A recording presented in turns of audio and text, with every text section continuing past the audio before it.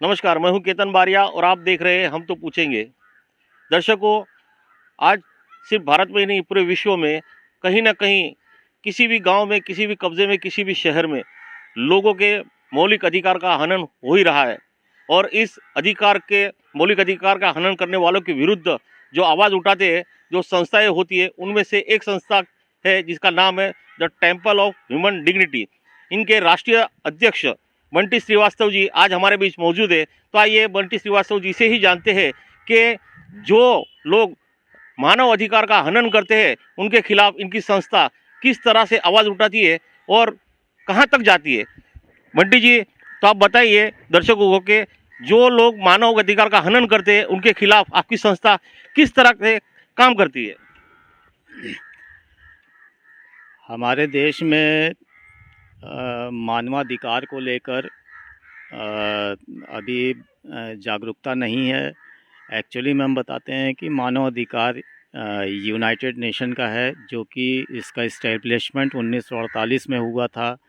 और United nation एक संसद है जिसके अंडर में 193 देश आते हैं। और ये संयुक्त राष्ट्र संघ का जो मेन मकसद है कि पूरे विश्व में हर एक इंसान को उसको जीने के मूलभूत अधिकार मिलने चाहिए। और जैसा हमारे भारत देश में हम लोग सभी जानते हैं कि यहाँ पर हम लोगों के जो अधिकार हैं आम जनता के, वो सरकारी विभाग हम लोगों से मतलब उसका हनन करती है। इसके लिए 1993 में एक कानून आया जिसको बोलते हैं protection of human rights act 1993। ये कानून के तहत हमारी जैसी संस्था और देश में दिल्ली में राष्ट्रीय मानवाधिकार आयोग और हर राज्य में मानवाधिकार आयोग खुल गए हैं। ये यूनाइटेड नेशन के अंडर में है। और हमारी जैसी जो संस्थाएं हैं ये यूएन की गाइडलाइन पर इंडिया में काम कर रही हैं। और हम लोगों का काम यही है कि कोई भी इंसान जो उसके मूलभूत अधिकार हैं, जैसे कि पीडब्ल्यूडी है, पुलिस डिपार्टमेंट है, बिजली विभाग है, जहाँ पर किसी आम व्यक्ति के अधिकारों का हनन हो रहा है तो वो हमारे पास कंप्लेंट लेकर आते हैं। हम लोग उसके उन अधिकारियों के खिलाफ़ अपने आयोग में शिकायत देते हैं और आयोग में वहाँ पे केस दर्ज होता है उन अधिकारियों गवर्नमेंट सर्वेंट के खिलाफ़। अगर वो दोषी पाए जाते हैं तो उनको बहुत ही कड़ी सज़ा मिलती है। और सबसे बड़ी चीज़ ये बता दें कि आयोग में किसी प्रकार का किसी की सिफारिश नहीं चलती है। कोई बड़ा आदमी चाहे कि हम वहाँ सिफारिश कर लें या कोई घूस खिला दें, ऐसा हमारे ये ह्यूमन राइट्स कमीशन में कहीं पर भी नहीं होता है। और ये पूरा ह्यूमन राइट्स कमीशन और हम जैसे एनजीओ जो हैं पूरे यूएन की गाइडलाइन पे काम करते हैं। ह्यूमन राइट्स कमीशन जो है उस पे यूएन पूरी रिपोर्ट मंगाता रहता है। और अभी हम लोग जो है यूनाइटेड नेशन ने जैसे हम लोगों को जिम्मेदारी सौंपी है, हम जैसे ह्यूमन राइट्स एनजीओ को, कि जो भी देश में अच्छा काम कर रहे हैं उसको इस कानून को पूरे देश में फैलाना है, जिससे कि भारत में रहने वाले प्रत्येक व्यक्ति को, चाहे वो आदिवासी हो, जंगल में रहने वाला हो, गांव में रहने वाला हो, सबको उसके जीने के मूलभूत अधिकार मिलें। पंडित जी, आप मुझे ये बताइए कि आप ये संस्था से कितने साल से जुड़े हो और आपकी संस्था ने आज तक कौन से ऐसे विषय पे कामयाबी हासिल की है जो वाकई लोगों के हक और अधिकार में हो। मैं पिछले 20 साल से मानवाधिकार का काम कर रहा हूँ पूरे देश में। पहले जब किसी के घर सिलेंडर ख़त्म होता था तो उसको बुकिंग कराने के बाद करीब 15-20 दिन बाद सिलेंडर मिलता था, जिससे कि पूरे परिवार को बहुत ही कष्ट झेलना पड़ता था, खाना बनाने के लिए, नाश्ता बनाने के लिए, तमाम और चीज़ों के लिए।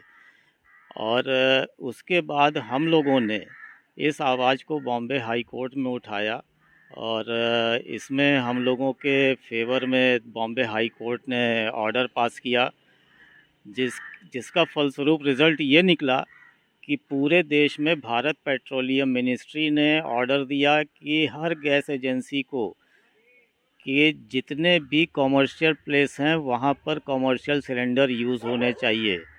और अगर कॉमर्शियल प्लेस पर कहीं पर भी घरेलू गैस सिलेंडर पाया गया तो उसके खिलाफ कड़ी से कड़ी सज़ा होगी, जिसमें 7 साल की सज़ा है। आज वो कानून आते ही अब पूरे देश में अब हर शादी है, पार्टी है, दुकान है, हर जगह आपको कमर्शियल सिलेंडर मिलेंगे। और उसका रिज़ल्ट ये आया कि आपके घर सिलेंडर ख़त्म होता है तो नेक्स्ट डे ही आपके घर में सिलेंडर आ जाता है, कहीं आपको धक्के नहीं खाने पड़ते हैं। इसके बाद फिर हमारी दूसरी उपलब्धि बॉम्बे में 200 से 300 नाइजेरियंस जो कि मीरा रोड इलाके में रहते थे अवैध रूप से, ये पूरे देश में ड्रग्स का रैकेट चलाते थे अवैध रूप से। पूरा ये भारत सरकार इसमें जो है ध्यान नहीं देती थी, और जिससे क्या है कि आम नागरिक बहुत परेशान थे। बच्चों को स्कूलों में ये ड्रग्स सप्लाई करते थे।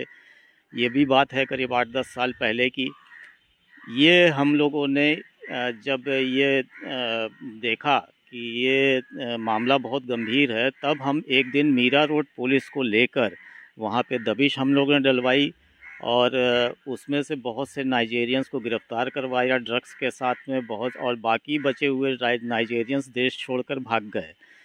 तो उससे एक ये हुआ कि जो हमारे देश में जो ये इस तरह के विदेशी नागरिक आकर इलीगल तरीके से और इतना गलत काम कर रहे थे, उस पे काफ़ी लगाम लग गई। और स्कूल के बच्चे जो हैं जिनको ड्रग्स की आदत बन रही थी, उसमें लगाम आ गई। हाँ, अभी थोड़े बहुत हैं नाइजेरियन, जो हमको भी पता लगा है कि ये बम्बई का एक नाला सुपारा एरिया है, वहाँ कुछ नाइजेरियंस अभी हैं। तो उस पे भी हम लोग अभी ध्यान दे रहे हैं कि उनके ऊपर भी हम लोग कुछ कार्रवाई करवाएं। फिर इसी तरीके से सोनभद्र यूपी में एक जगह है जहाँ पर यूपी, एमपी और बिहार का बॉर्डर है। वहाँ हज़ारों गांव हैं जहाँ लाखों लोग रहते हैं। 50 साल से उन गांव वालों को जो पीने का पानी था उसमें फ्लोराइड, मरकरी और शीशा मिला हुआ था, और वो पानी पीने को मजबूर थे वो लोग। उसके लिए वो पानी पीने से वो सब अपाहिज हो गए थे। हज़ारों इंसान वहाँ पर सब अपाहिज हो गए, सबकी हड्डियाँ टेढ़ी हो गई। बच्चे पैदा होते ही मर जाते थे। बच्चे पैदा होते थे तो दोनों हाथ दोनों पैर अपाहिज उनके। तो ये जो है गांव वाले बहुत परेशान थे। ये लोग सरकार के पास जा के थक गए। सरकार भी जो है बस उनकी अनसुनी कर देती थी। तो ये सब जो है करीब पिछले 40 साल से 50 साल से ये सब चल रहा था। तो लास्ट ईयर यानी 2019 में हमारे पास गांव वालों की जब कंप्लेंट आई, हमारी संस्था ने तुरंत इस पे राष्ट्रीय मानवाधिकार आयोग और दिल्ली में केंद्र सरकार को लेटर लिखा। उसका रिज़ल्ट ये आया कि 1 महीने के बाद ही तुरंत केंद्र सरकार हरकत में आ गई, और बड़ी तीव्र गति से यूपी सरकार और केंद्र सरकार ने वहाँ पे परियोजना की शुरुआत की।